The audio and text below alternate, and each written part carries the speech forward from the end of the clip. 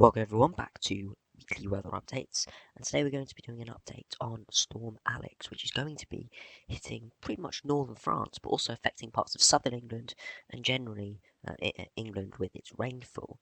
Now, it's the first storm of the sort of autumn season, and we thought it would be called Storm Aidan, but that's the Met Erin and UK Met Office forecasting name. But the French and other countries' names are quite slightly different. So it's been named by the Met Office in France as Storm Alex, and it's going to be a very rapidly developing area of low pressure, and that's the biggest issues with it, potentially with 100-mile-an-hour winds. Now, if we have a look at it, you can see here it's just this little bump in the ice bars here right now, midday on Thursday, with this GFS run. But if we move just 6 hours onwards, you can see it's already developing, and the strongest winds are going to be on the southern side, affecting parts of France. That's why it's been named by then. We can still see some very tightly packed isobars over parts of southern England, even getting into the Midlands as well, and it moves into France, sort of stalls in the channel. Well, with these systems, as it hasn't even developed yet, fully yet at least, it's very difficult to see what sort of track it's going to take. Or exact track at least, whether it's going to go further inland into the UK or in the Channel or further into France. It can make very significant differences between the wind and rain. But as we run through, it does push into the UK very briefly at its pretty much its peak. It's sort of centres just over the Channel. But then it starts to pull south. We pull in some easterly winds, and before we remain in a continually unsettled period of weather with another area of low pressure developing pretty much over the top of the UK, bringing widespread rain on Saturday into Sunday. And this low pressure just really hangs around all the way into the middle of next week. So it's looking like a very wet next 3, 4, 5 days before we go a little bit drier in the south, but still low pressure further north with ice bars bringing in westerly winds with rain on that.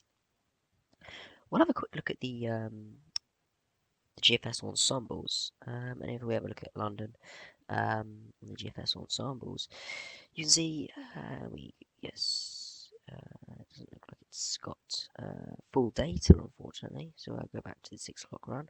So it doesn't have full data for the 12 o'clock run, unfortunately. But as you look at the 6 o'clock run, it's around average temperatures right now with this area of low pressure, but it's going to go cooler than average, around 0 degrees.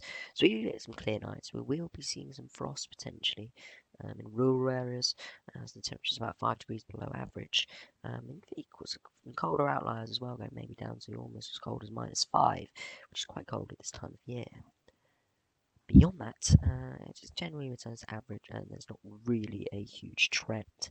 For precipitation, you can see very high precipitation spikes at the moment. Again, because we have 30 ensemble members, this is a bit exaggerated than it would have been only a few weeks ago when we had only 20 ensemble members. But you can see very unsettled now, remaining fairly unsettled before drying up a little bit on some of the ensembles.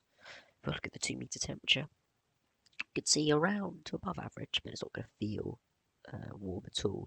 If it's sunshine, it was 15-16 degrees, it might feel warm, but considering there will be a lot of rain and wind, it looks it's going to feel quite cool indeed. Now we're going to have a look at the Met Office UK weather map.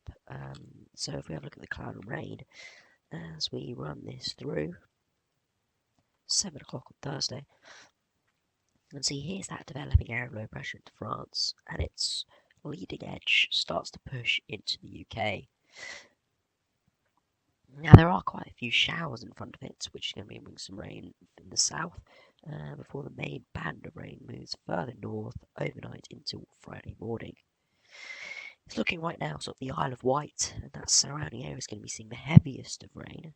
And as we move to 4 a.m, you see Wight with rainfall. It's almost looking like a blooming hurricane, to be honest, but it's not. Just a very rapidly developing area of low pressure, so it sort of develops that big swirl and a little bit of an eye as well. But as we move through, that rain band moves further north as the low pressure starts to lose a bit of its strength, but still with quite strong winds down south and some very heavy showers behind the big rain band that does move further north and gets towards northern England by the middle of Friday. and then that area, central area of low pressure, pulls away, and we're left generally with just rain in the north, and more rain comes in over Friday night in from the east as that other area of low pressure starts to develop. If we have a look at the winds, if we put it back all the way, these are the wind speeds in miles per hour, so sustained wind speeds. As you see, starts picking up 20, 30 miles per hour, and early in the morning, as that system moves through, around 20, 30 miles an hour, it's looking like we're going to be seeing these peak wind speeds. Now again, you wouldn't think that's too strong, but that's sustained winds, probably gusting a little bit higher than that. And over France, gusts could potentially reach 100 miles an hour with that bottom edge of the storm, where we're going to see the most significant effects of Storm Alex. But as we move through and that area of low pressure moves in, we'll be seeing some more wind and rain. As you see, the wind direction starts to move further north to east, and we start to bring in more rain. If we have a look at wind gusts, in fact, if we move back to the start, you can see wind gusts start to pick up overnight. We're looking 30, 40, maybe 50 miles an hour, maybe, widely 30, 40, 50 miles per hour. Maybe even, getting up to 50 miles an hour. Now, it doesn't look too dangerous on this Met Office simulation and this Met Office map. But the reason why it's been named and why it's so significant is because it's a very tightly packed, intense storm. Now, sometimes we get big storms, like we had Storm Kira, Storm Dennis earlier this year.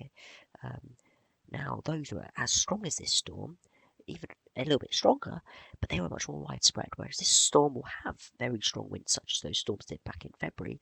But this storm, its strongest winds will be, and strongest rain, heaviest rain, will be more close to the centre of the storm, as it's very much a channel low sort of developing. And imagine this system in about 2 or 3 months' time, we'd be seeing about a foot or two of snow in southern England with blizzards, and it would be a historical event, really. It'd be one to remember, that we'd remember for years and years and decades to come. But it's happening in early October, unfortunately. It would be nice to see that amount of snow, but we won't be seeing that. But yeah, with rainfall amounts, latest models, it's very difficult to sort of see what it's going to be over rainfall amounts. But it's looking right now in southern England, maybe up to 100 millimeters of rain, which is quite significant. And that's just from this event. And the more rain we're going to see next week may put on that up to maybe more up to 200 millimeters, but the rest of that falling over a few days, whereas that may be falling over 12 to 18 hours. So very significant conditions to come. You've got to keep an eye on this, really. Look at the radar, look at the latest weather forecasts, because if that system develops 100 miles further north, and the winds move 100 miles further north, even 50 miles further north, it could change the wind from the coast of southern England from 40, 50 mile an hour gusts to 70 mile an hour gusts. It can change the rain from 100 millimeters to 150 millimeters, but then it could turn the wind from 50 to 30 miles per hour. Again, it's very difficult to see, as it's not a storm that has significantly developed so far. So it's something we've just got to watch and watch tightly. A very interesting system, and its synoptic pattern as well, with it being a channel low as well, developing, is very, very interesting to see at this time of year, with the blocking further north pushing these low pressures further south. Something you're going to have to keep an eye on for the rest of the winter. Hopefully it does last into the winter, and it could, if we saw these sort of conditions, the Arctic Oscillation continuing over the next couple of months, even if it's just temperamental, we could be seeing some significant snowfall. It may not be very, very cold, but we could be seeing some significant snowfall, as these synoptics right now would be evident of quite cold and snowy conditions in the winter. So it's one to keep an eye on. But anyway, thanks for watching. I hope you enjoyed. Subscribe new, and I'll see you again for another video update.